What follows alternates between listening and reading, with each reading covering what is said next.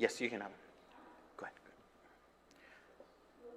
Buenas and Half Day, the Committee on Infrastructure, Economic Development, Simon Sanchez High School, Disability Service, Self-Determination, Historic Preservation, Housing, Public Accountability, and Guam Build-Up informational briefing is called to order at 3:37 p.m. Wednesday, December 13, 2023. Notice of this hearing was provided to Senator, stakeholders, and local media on December 5, 2023, satisfying the 5-day public notice, and December 11, 2023, satisfying the 48-hour notice, thus the meeting requirements for open government law. In addition to the notices of this hearing was also posted and available on the Guam Legislature's website. Materials of this informational hearing were shared in the committee drive and are available for print upon request. Recordings of today's hearing will also be available via live legislative stream on YouTube. For signing convenience, there's a QR code displayed at the front as you enter, and input on the website is bit.ly/RABQ_sign-in, SIGIN. Okay. Joining me is Senator Telo Taidagui to my left, Senator Joanne Brown, Senator Jesse Lohan to my right, and Senator Joseph Augustine to my furthest right. The purpose of this informational hearing is to discuss and receive updated information from Department of Public Works. This is a crucial discussion that promotes the transparency, accountability, and the further details so the public is well informed. I believe that this informational briefing is to be interactive and allow the DPW team to engage in constructive discussions and insights on their operations. I appreciate your participating in this informational briefing and look forward to collaboration and productive discussion. Before we start, I'd like to discuss rules of conduct. I'd like to first provide some general rules of conduct for those in attendance. The conduct of this hearing shall be as follows. Individuals speaking shall only use respectful and professional language and conduct. Personal interference about character or motive of any senator or any individual is not permitted. The chairperson of the committee may order the removal from the hearing or the committee or subcommittee of any person who is not a member of Iles Stern Gohan and who fails to observe proper decorum in accordance with 37 Guam Legislature's rules. All must abide by the rules and conduct as quality assurance standards. Thank you all for your understanding and cooperation. Before we get started, let's introduce ourselves, and then we'll start from the leftmost person. State your name, job title, and organization.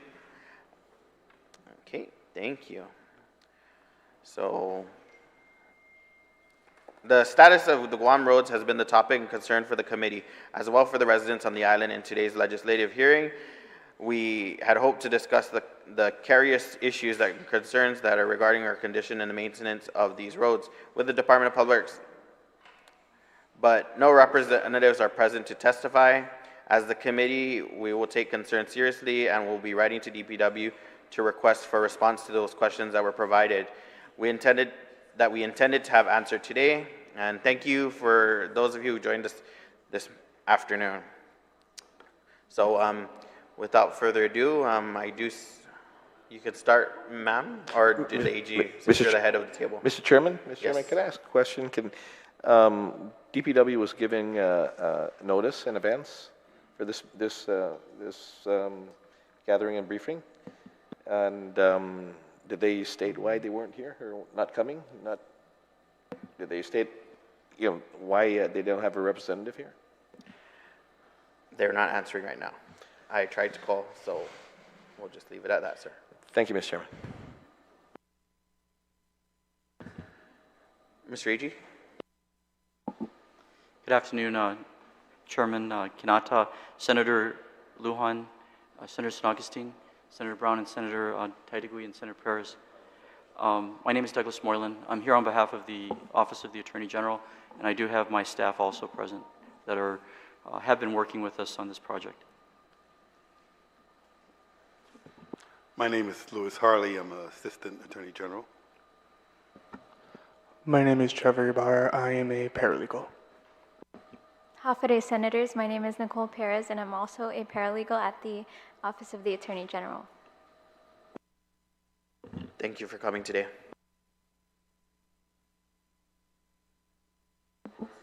You're welcome. Mr. Agee, you can proceed with your remarks. Thank you. Mr. Chairman, I understand this is an informal type of roundtable discussion. I think this is one of the first I've been in my 12 months in office so far. This has been one of those, I guess, sore issues that I've seen as an Attorney General when I first served as the AG, and over the last 16 years, things have not gotten any better, in my opinion. Our office has decided that this is one of the priorities that we think that it's important in order to protect the public interest, to protect the government property, and to improve the quality of life for our citizenry, our residents on Guam. The problem exists that the millions of dollars that are invested into our roadways, which allow us to traverse different locations on Guam in a safe manner, has been affected by people that go into the roads and the roads are not being fixed. In the AG's office, we've attempted to start identifying who are causing the damages to the roadways and why aren't they being fixed.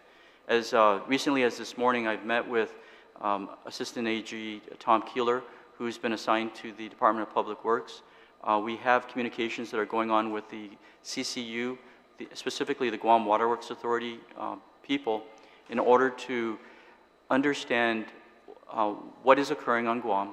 I will note that it's not just GWA. There's private contractors, there's the communication companies that are going into our roads, digging them up, and not restoring them. And I think that's the focus, is they're not restoring the roads, causing damage. The types of injuries that we're seeing to the public interest and to the public include the danger. That's the immediate problem. When you cut up the roads, you're creating a dangerous condition where people oftentimes, and I call it reflex memory, people know where the damages are on these major roadways and they veer around them. I think I make the joke that you can actually close your eyes and know exactly where the ditch is going to be because you've been driving around that ditch for the past numerous years. So the damages include the potholes and a speed bump. Those are the two types of damages that we see that are occurring. In our ongoing investigation, both civilly and criminally, we're looking at obviously the proximate cause of the damages, and we're not just talking about the past 12 months, we're talking decades now for some of the damages. And I know over the years, the governors have made attempts to fix the main roadways through DPW. They've used certain procedures in order to, instead of recutting up the entire road or redoing the entire roadway, especially the main roadways, they've fixed portions of it. We've seen that from the the Barrigada Route 1, I guess, or Route 8, I think it's called Route 8, where they did a pretty good job fixing the potholes that had been there for years. We saw up in Jigo, the main Marine Corps Drive going to Anderson, they were fixing that area. The main roadways obviously get the federal funding, and DPW just needs to prioritize what needs to get fixed. The bigger problem is the roadways that the taxpayers have to pay for directly. It's the village streets when, like, GWA comes in on a Sunday, 6 o'clock in the evening, they need to fix that. They fix the sewer or the water line, but they don't restore the roadway.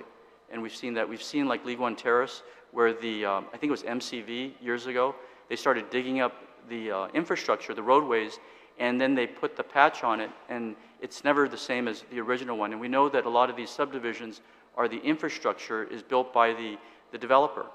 They do it, they sell their homes pursuant to having made the roadways, but there's never a fix to it after. So the problems are pervasive, they're all throughout Guam. We've got a program now that we put on our website that has the form, so we can start logging in all the damages, and I think the 19 villages and the 19 mayors are the best source of knowing what's in their village and what needs to be fixed in the priority list. In speaking with Assistant AG Keeler, DPW has an 80-page report already that's identified a lot of the damages to the roadways. So they have a certain amount of data. I don't think it's as current as it could be, and it's not all-encompassing. There's other, they're adding to it. That's the team that I put together, is to first catalog all these damages, working with the mayors and the general public, and then start to look at the procedure. I see from the AG's office, we need a procedure that actually works and ends up in the result that you have a repair that's equal to, if not better, than the damage that was done. What we don't see on Guam is that when they dig up the road, they don't compact. You need to compact the surface. You need to put a substance or material that actually lasts. And we've floated concrete, and that's the current discussions I'm having with DPWs through Tom Keeler. We're going to have a meeting with DPW officials on what is nationally recognized and acceptable, because we're dealing with highways. We've got to make sure that they meet the national standards. And then having an inspection program so the inspectors actually go out 6 months, a year later to make sure that the repair has actually lasted. But I mean, you know, it's not nuclear science that we're dealing with. We're dealing with contractor type of issues. The only problem is the bureaucracy. We don't have a system of government set up right now where you've got like a roadway czar. Some person in our government that all they want to do is keep those roadways in as good condition as when we received it as a people. I see Senator Brown up there, and I want to say that Alligator Street, she was very instrumental when I was not the AG, but a villager in Dededo, and Alligator Street, which is a highly traversed roadway, a pathway to the central Guam and so forth for Jigo and Dededo residents. For many years, decades, that roadway was substandard. It was like a roadway that turned into a main roadway, and a lot of people used it. Then DPW came in and beautifully expanded it, made a center lane for safety, and paved it. Before the roadway was accepted, I contacted then DPW Director Perez at the time, and I asked him not to accept that roadway because they had put the manhole covers below the surface, and it became a pothole. So, as I said, the dangers that we see in the AG's office is first danger to the safety of the drivers. That people that drive the roadway know that the pothole is, so they swerve, and we saw it. There was, I think, there had to be at least 10 sewer hole covers that were below the road surface. They would swerve into the middle lane, use the middle lane in order to do the traversing. That's a danger, because people that are in the middle lane are going to go a front head-on accident if they try to pull in there while others are going there. Pedestrians too, pulling off the side roadways and so forth. It was, I believe it was Senator Brown and maybe even Senator Perez at the time, they reacted positively to it. Within a week after the message was sent, I saw the contractor send about 3 guys with a chipping hammer. They chipped up the concrete manhole, they brought it to the surface, and now Bello Road, Alligator Street, manhole covers were properly surfaced. Since that time, which I want to say is like five or more years ago, there's got to be at least more than 14 now cuts in that road, that all of them were never restored to the original beauty of the roadway that was there. So to this day, you see people going in and out. I've had my staff, my chief of staff, provide some of the photos of what's most recently, and I kid you not, within the past month, at the Macheche and Alligator Street intersection, they cut up probably a 30 feet by 20 feet hole in that road, probably because GWA saw a water leak and they had to fix it. The roadway, and this is the copy of what it is, that has, and this was a GWA operation, it seems very clear that they fixed it. Yes, it was good that they fixed it, but they've now taken away value from the taxpayers that funded this. You know, and I consider the federal taxpayer the same as the local taxpayer in having fixed the road. I presume that this road was built with federal funds, refurbished and resurfaced. The other things that is part of the public interest and that touches upon the consumer protection arm of the Attorney General's office, as you senators have required that I, as the Attorney General, enforce. Steering, suspension, tires, every time the cars hit this, and especially for the ladies out there that may not be aware but bring their cars into the mechanics, these are expensive repairs that are required when you have that type of problem, ball joints that wear out prematurely because on a daily basis you're running your car through uneven road surfaces.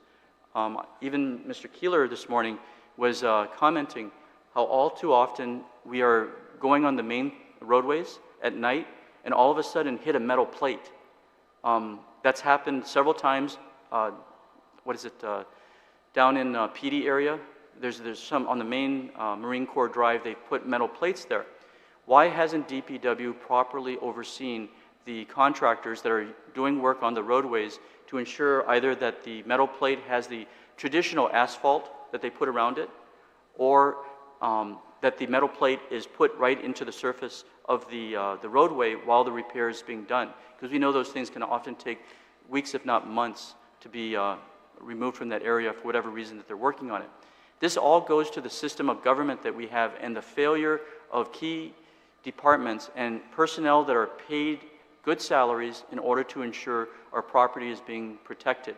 And we're talking about DPW specifically. The conversations in our office are along the line that don't let DPW or don't let GWA, which is one of the main ones that cut into the roadways, do any work on the roads. The money should just be paid from the GWA or GPA for that matter to DPW, which would have a contractor with their engineers ready to fix whatever roadways are damaged. Right now, they're actually allowing GWA, which is not in charge of the roadways, to be affecting taxpayer-paid property. And as the senators know, you've made the GWA an autonomous authority. But the main part of the government of Guam is DPW, and DPW obviously is the ones that are doing the roadways. So our project right now is, we're still developing the parameters on what we're expecting to have come from this effort of the AG's office. As I said, civil, criminal, and consumer protection arms are being looked at for this. Who's getting involved in it? Who's doing the damage? What procedures are going to be used from this point forward for any new, I guess they call it an encroachment permit. Anytime DPW has somebody that wants to work on the roads, they need a permit, and it's called the encroachment permit, so I'm told. The team at DPW that's actually in charge of this needs to be sat down with the AG's office and informed what the taxpayer, what the people of Guam expect on the restoration of the roadways. That's part of what we're looking at in terms of our office and bringing the individuals together. I talked about how it would be repaired. But ultimately, at the end of the day, what the goal of the program is to ensure that the roadways are restored. I'm sorry, that's just basically the roadway. I don't know if, again, I look back at my history on Guam. In front of the Mormon church, when we would go home in the evening, there was that big ditch, basically, because they had thrown the asphalt in it, and it just sank, right? And then you had the one in front of the cinema, East Agana, that for decades, for at least a decade, as long as those roads have existed, that has existed. The question in the AG's office is, who is responsible to restore that road, both touching the road and then DPW? Because ultimately, at the end of the day, DPW can be the party that knows who's going into their road, knowing if any bond is put up or amount of money is put up for the repair, and then to have the contractor ready, and we're talking whether it's Hawaiian Rock or having an open PO, to have DPW call them up and say, go fix it pursuant to the procedures. I believe it was Hawaiian Rock that fixed the Barrigada strip, the main Route 8 there, and they did a pretty good job. If those of us that have used that and saw the condition before and then see it now, it was a pretty good job how they did it. But there were certain procedures that they used. Now,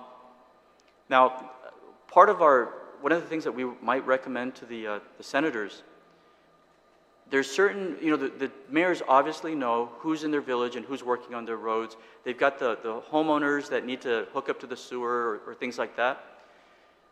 There's hundreds, if not thousands, of back road damages to the roads. In Dedido, we actually went out as a community, the people in my subdivision, and we repaired a few of them using Mayor Benavente at the time, the vice mayor at the time. He came out, and we did it for one weekend. We were fixing it had gotten that bad that the potholes were all over the place.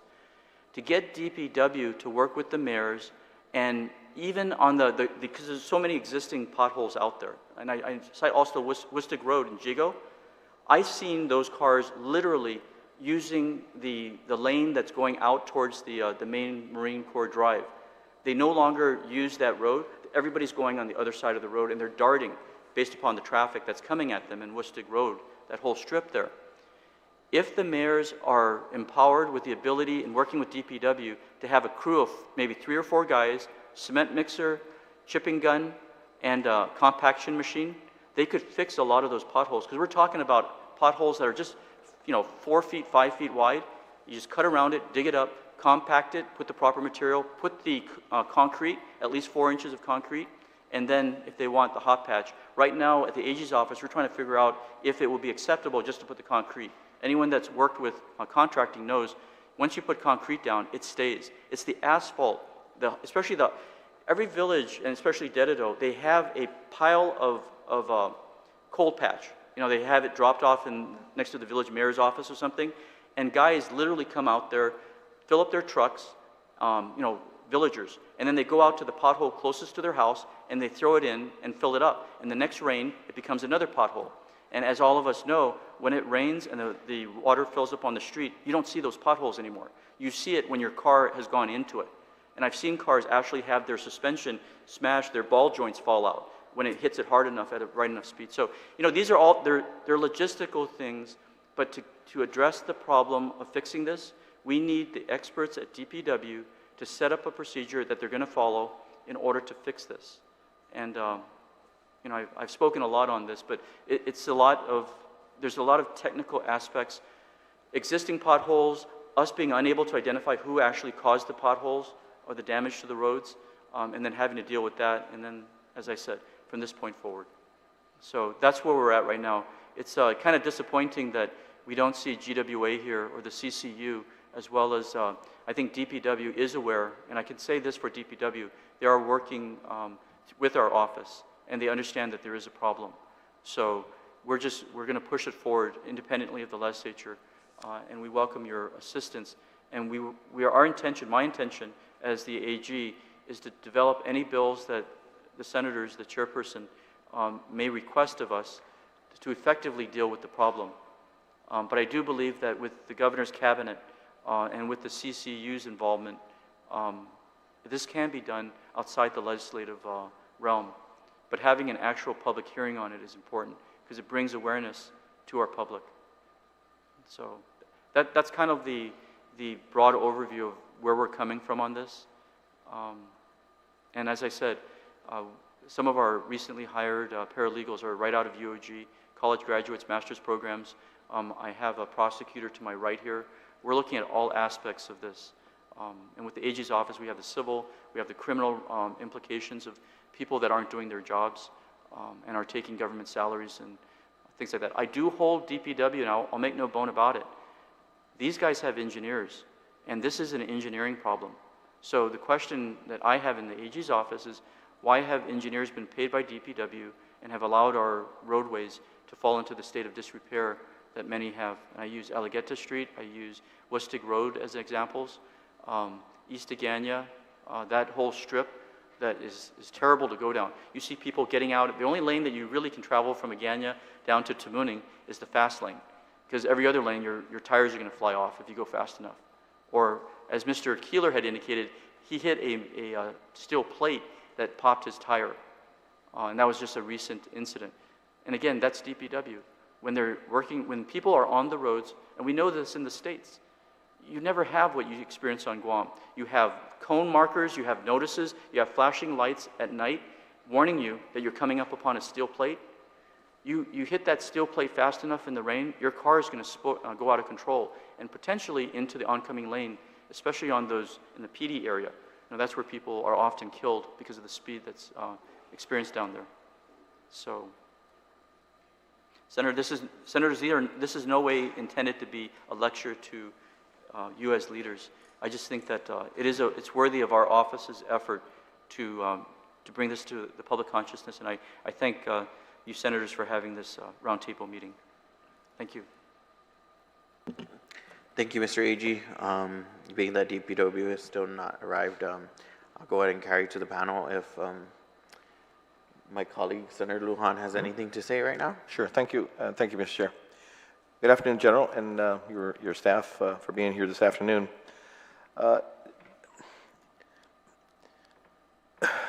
General, now that you have brought up your concerns, outside of the concerns of your concerns in regards to the professionals that work on these agencies and what have they been doing and things of that nature to correct this,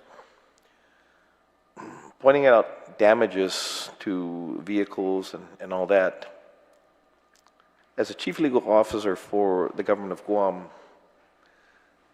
does this not open, again, damages that maybe a class can be brought about?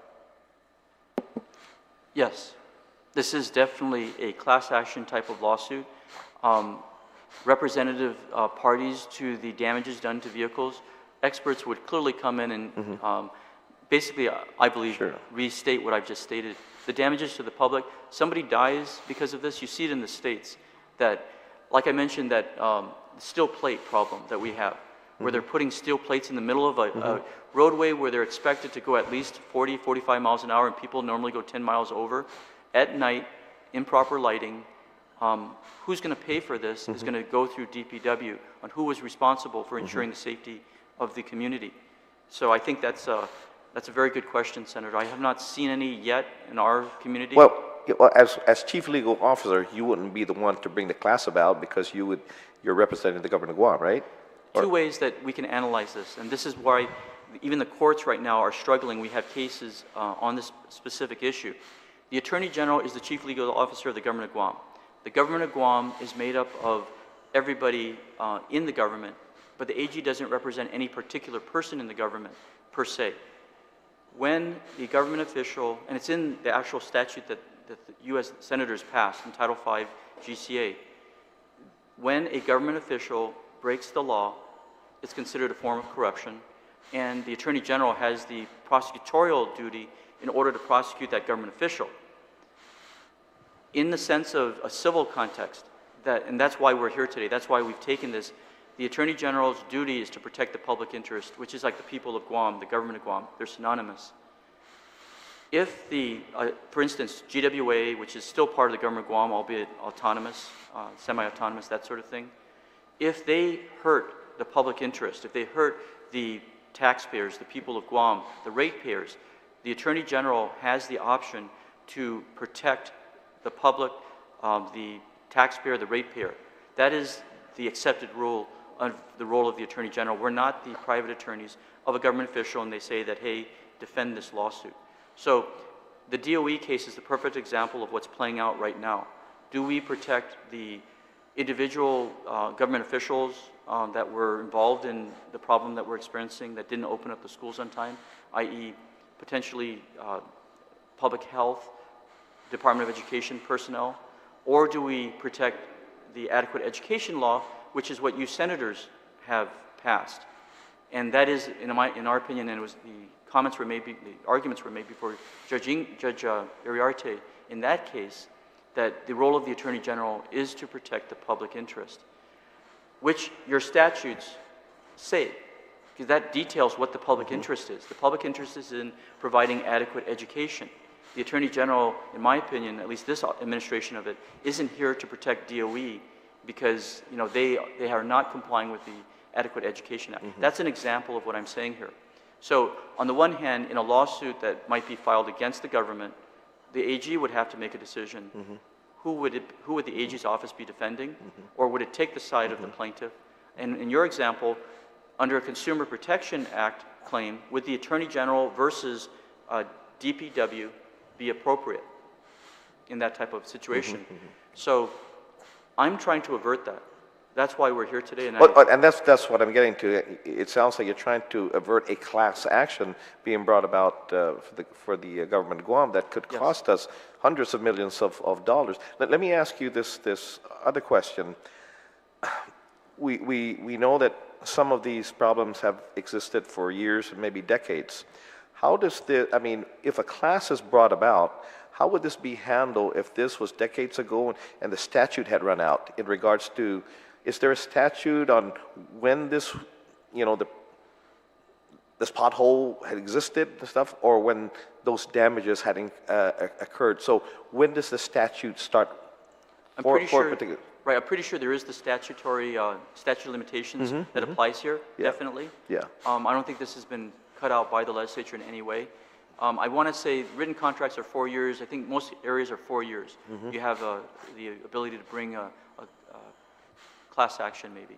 Yeah. No. So if these roadways, say, they've been like that for decades or something like that, okay? Right. So that particular roadway then won't be subjected to that suit if something were to occur there because the statute had run out, or how would that? The question would be the claimant, right? So if the person was injured by it, they had the clock started to run from the moment of their injury. Normally, that's the process of analysis. In this case, if we're talking about who damaged the roadway, that's also a statute of limitations question. Can you go after that contractor that did damage 10 years ago? You've got evidentiary problems, but definitely you've got a statute of limitations problem. That's why DPW needs to do this on a real-time basis. And by the way, DPW has a contract, I was informed right now, to bid out the repairs of the roads. So we're in the process of understanding. They have a bid that they're working on right now, and Mr. Keeler is going to look at it to make sure that we're encompassing many of the issues that we just brought up, that we're talking about now in that bid. But it's to deal with prior damages, okay? So the taxpayers are paying for it now, having to fix that, what's happened to date, as many as we can. I'm sure they're not going to be able to fix everything. And that's why I kind of mentioned getting the village mayors involved in this. That's going to be critical, because I think the mayors can fix a certain amount of the potholes. I've seen them do it before. You know, when they're out there, they just need to work with DPW and be assisted by them, equipment, engineer going out and helping the mayor to basically do what he needs to do to fix his village. So if you're talking a class action, it is a statute of limitations issue, clearly. There would be a limit on what can be brought to the courts, let alone an evidentiary problem. Does anyone remember who dug that road up? That's why we're going back to DPW, because according to DPW, I understand, they do have the encroachment permits that have to be submitted. So they have a record, and that's why the 80-page document that they have, and I'll try to ask my staff to get that to you, Senators present.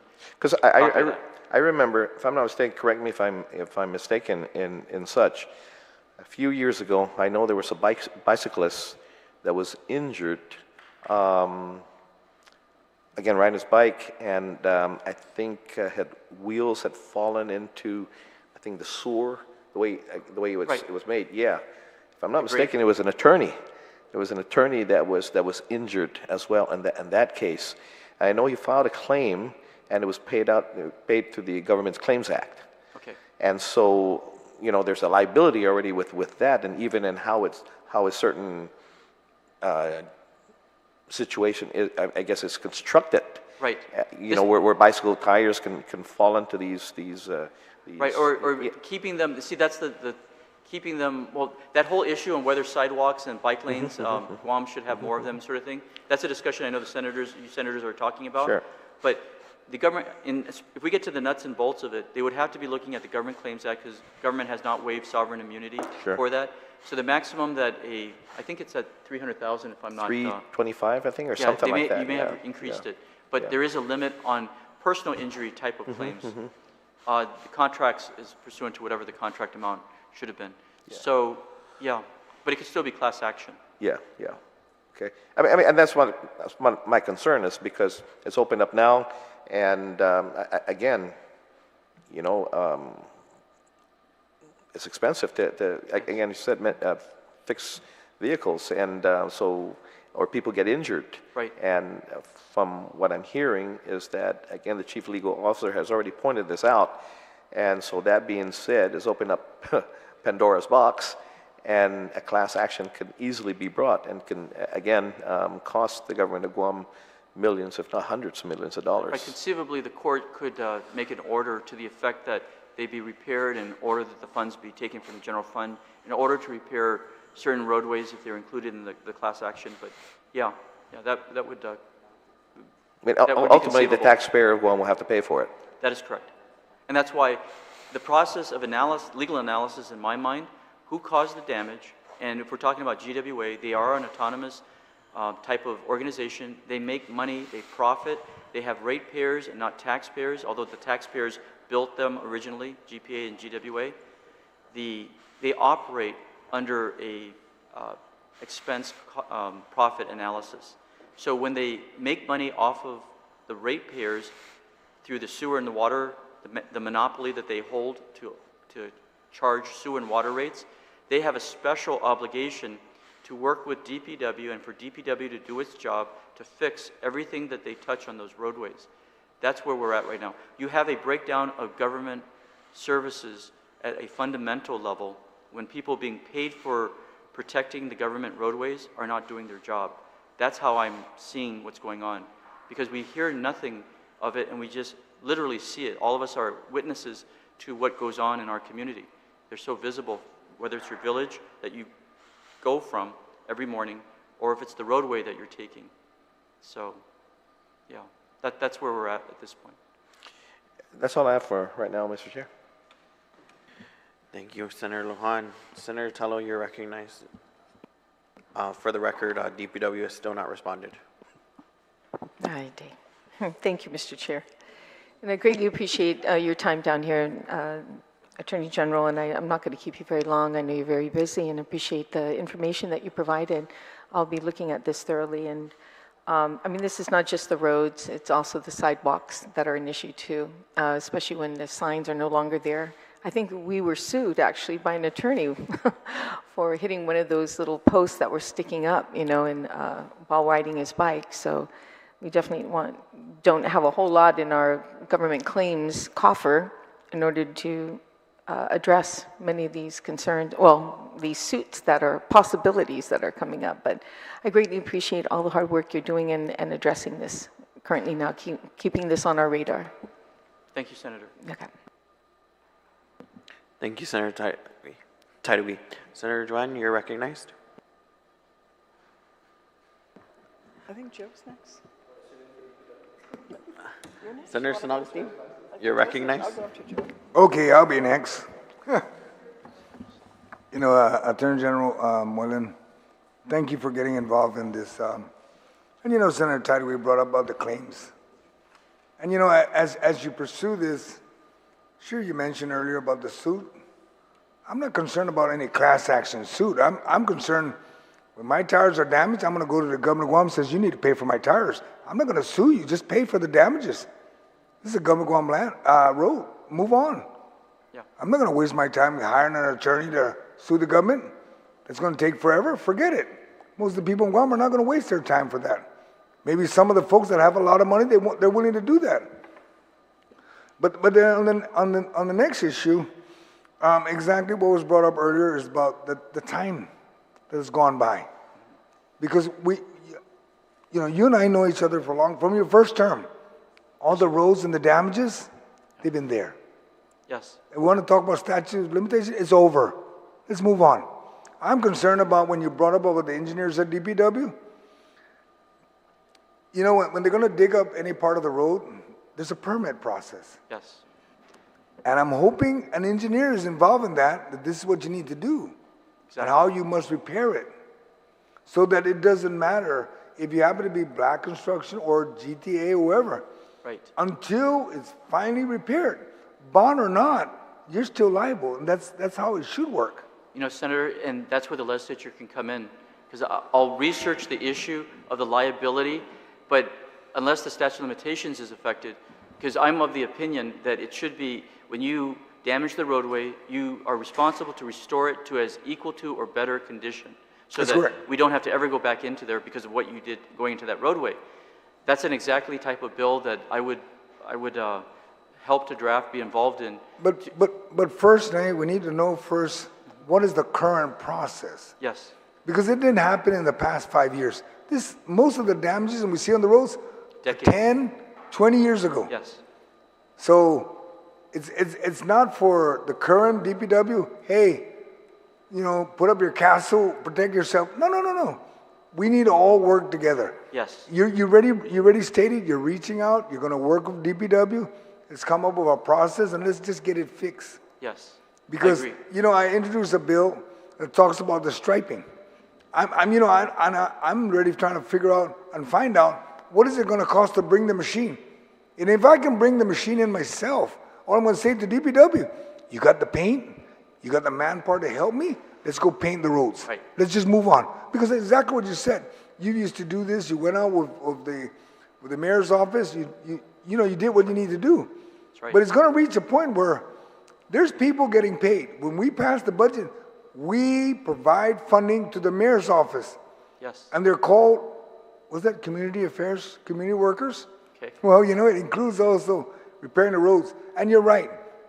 You know, when they take the coal asphalt, I've seen them throw it down, Yeah, that's walk it. away. Yeah.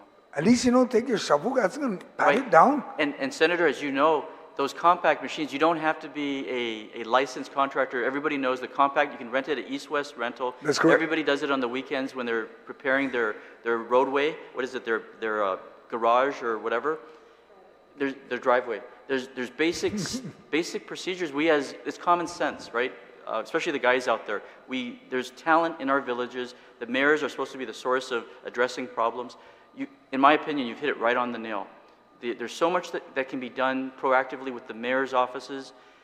That's why on our list we have the mayors as part of it, because I want to have a conversation with them about where's your team of 4 guys. Get your pickup truck, put the concrete bags in it.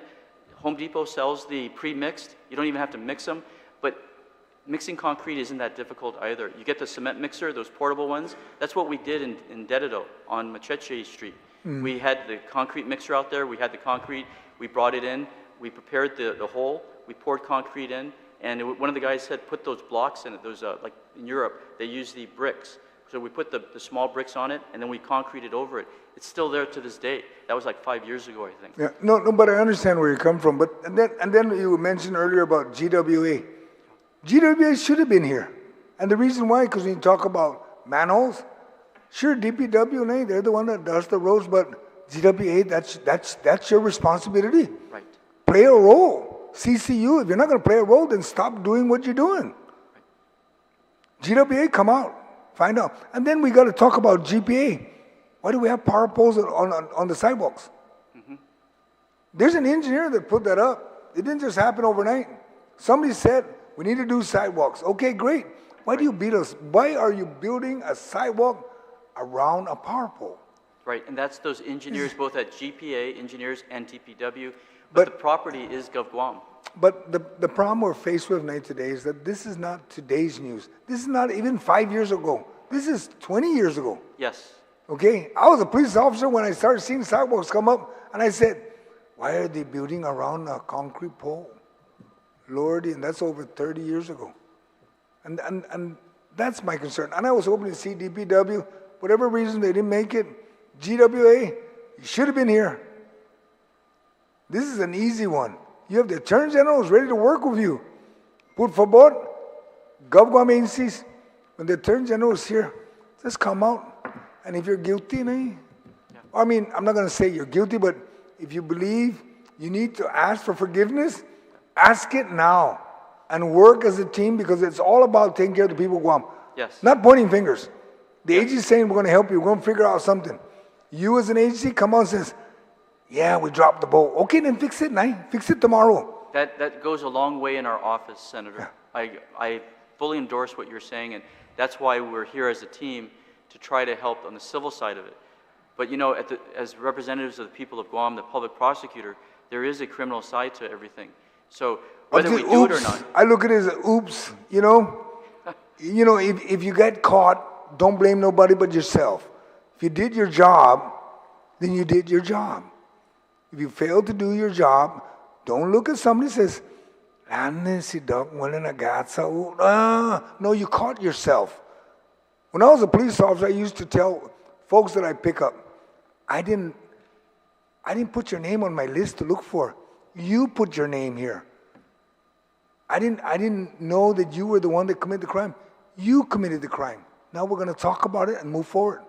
And I see many of them that have come out of prison. And we're friends. We know each other. Hey, how's everything's good. It's about let's work as a team. And I believe the oversight chair, Senator Quinata, wants us to work as a team, because that's what it's all about. It's about making sure, and it's almost Christmas. Let's start the new year right. Let's start out with wanting to work as one and get it fixed, because it's costing me money every time I change my tires and change my shocks. Yeah. And and when you try to dodge the holes, all you can picture is that there's a strong enough truck next to you or a stronger car next to you that will knock you out. And unfortunately, as a motorcyclist, that's why we always say, loud pipes save lives. Because when you come near us, crank up the volume, we're there. Yes, and even bikers have to dodge the roads. And when you talked about the metal plates, I've seen it in other areas where they brought the metal plates to be level with the pavement. Thank you. They can do it. We talked about that today as well. Yeah. To require, and that's where DPW comes in. When they go out and give that encroachment, they go out, their inspectors go out and say that plate Since you're going to cut up the road anyways, just cut it up so the metal plate goes surface level. Exactly.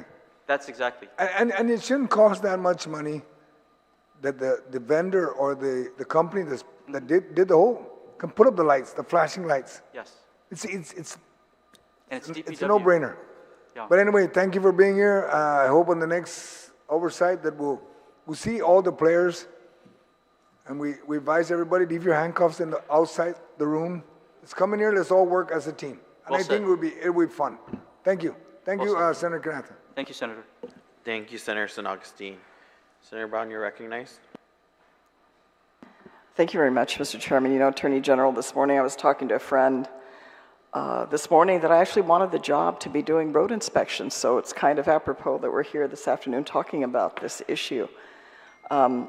This is where the challenge comes in government, because we don't hold public officials, and again, everyone who works for the government to me is a public official. We're all tasked with different duties, but we ultimately have a responsibility to the people. And we simply don't hold public officials responsible for non-performance. It's not that the laws are not there with regards to the maintenance of the roads and how do you, if you're going to get a permit to cut into the roadway, what the requirements are, they're there, they're very clear. If the highway division at DPW is not performing its job, why is that not the case? Because the requirements are already there to do it. With GWA, at my tenure at DPW when I was there, we got to the point that we had to essentially battle with each other because it got to the point that we threatened them essentially, we will not issue you any further permits to cut into the roadway until you address proper repairs to the existing roadway that you've already damaged. At the time, GWA actually had a professional contractor on board. And we're talking about properly, as you mentioned, properly excavating, properly patching, properly essentially returning the roadway back to its original form where when you drive over it, you feel no seam whatsoever. Maybe you see a different color of asphalt because it's newer. Eventually the sun will bleach it out, but you feel nothing. You feel no impact whatsoever. It's as smooth as it was when it was first paved. And that's where we were with them at the time. I don't know what has happened, unfortunately, since then. But we see this repeatedly. The requirements are already in place to address that. The division in DPW, assuming it's still there, the highway division, has the responsibility to ensure proper inspection. Actually, the procedures are there. Once the work is completed, whatever it is that they're going to do, DPW is supposed to go out and inspect and verify before they release the construction bond that the road has been returned back to its original status. So if that has not happened, that's a good question as to why not, because the authorities are already there. But we are seeing repeatedly that this is not being done. You bring up the issue of steel plates. There are steel plates that have been in the same position on our roadways for years. Why is that? That is not a permanent means of maintaining our highway. Maybe they have to access infrastructure under the ground, but there has to be another way of doing that. And DPW has allowed this to continue. They have full jurisdiction over the roadway to address these issues. As to why they are not, I don't know. I think the other thing we're noticing too, just for safety, because this time of the year it's very dark. You know, by 6 o'clock, 6:15, it's very dark. There's many areas, Route 10 in particular, that I travel on a regular basis. You cannot determine the lane anymore. You visibly cannot determine between the passing lane and the center lane or wherever the case may be. And it's not that we can't do it, it's we choose not to. Before I left the department unexpectedly, we had acquired a thermoplastic striping machine. I don't know if it's still around. But, you know, in between the major contracts, because DPW has a tendency to want to contract all this work out, and I think there's a lot of in-house work if the employees are given the resources to perform the work that they could do that. We also accumulated thousands of reflectors because on average a reflector maybe lasts 5 or 6 years and then needs to be popped up and replaced. But these are not impossible tasks to do. It's just a question of where's the focus and where's the priority. I welcome your efforts to address compliance because I think until that goes into place, you're going to continue to see the lack of performance that we've seen. And I hope, Mr. Chairman, that, you know, I don't know what the reason is. Maybe there's some very legitimate reason as to why DPW is not present today. But if they don't come, I mean, you have the ability to subpoena all government officials to the legislature. I hope that's not necessary.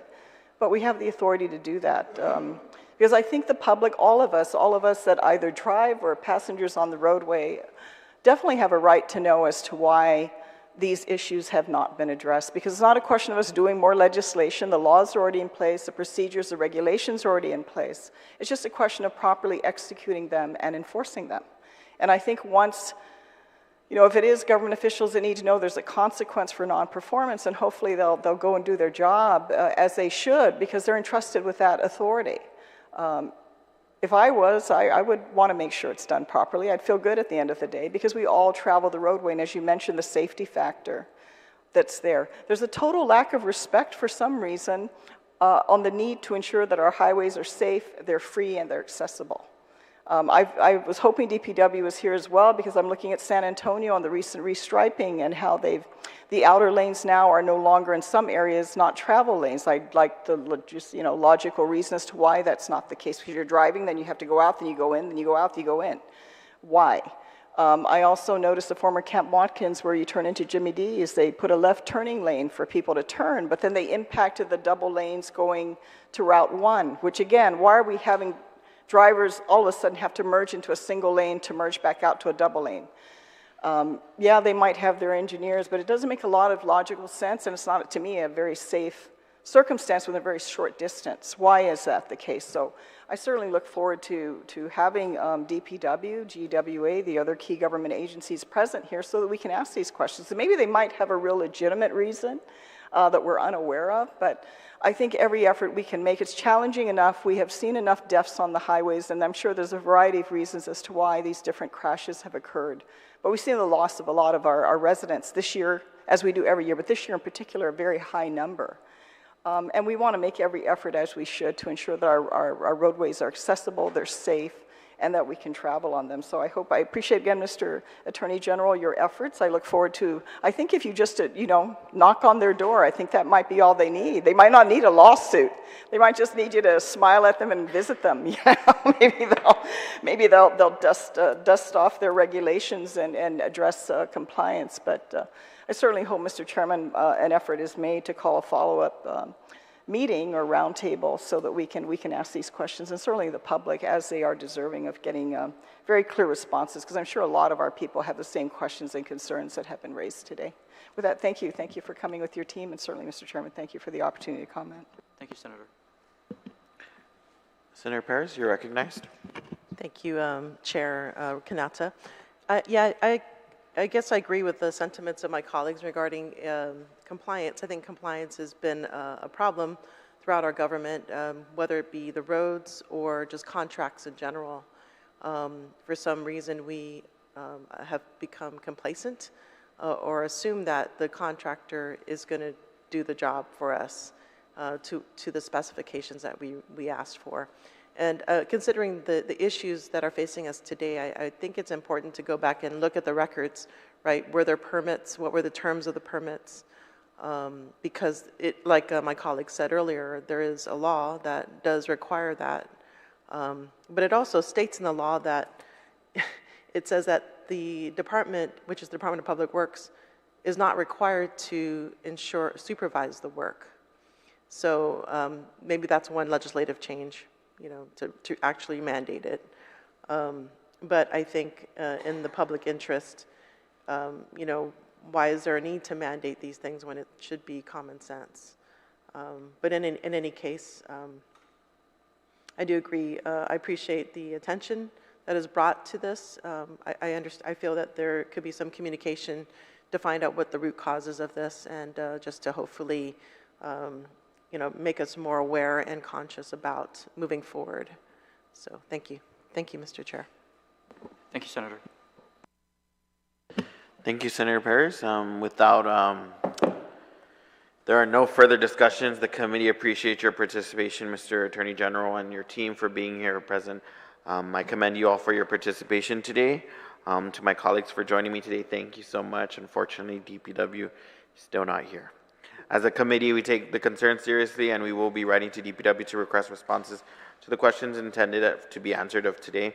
Thank you to all those who have joined me today virtually and the people who are here physically. The committee will now adjourn today's scheduled hearing at 4:30 p.m. Today we adjourned the informational briefing at 4:30, and we are adjourned. Take care.